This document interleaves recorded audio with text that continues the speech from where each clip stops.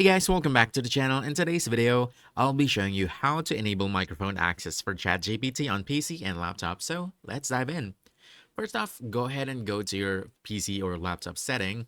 And then from here, you want to make sure that you are using the right microphone. As you can see, I have two different microphones. So you want to make sure that you're using the right one. And then you want to make sure that the volume is turned all the way up or just not muted. And once you're basically once you've confirmed that this is all good, you want to go back to your Chrome. And then from here, you want to click on the three dot icon at the top, upper right. Then you want to go to settings. From here, go ahead and click privacy and security. Then you want to go to site settings.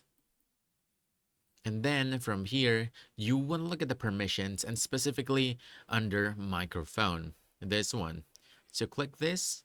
And from here, you want to make sure that this is ticked on. Sites can ask to use your microphone. You want to make sure that that is turned on and you should be good to go. That's it. Now you know how to enable microphone access for ChatGPT on PC and laptop. So if you found this helpful, don't forget to hit that like button, subscribe for more quick guides, and I'll see you in the next one. Thanks.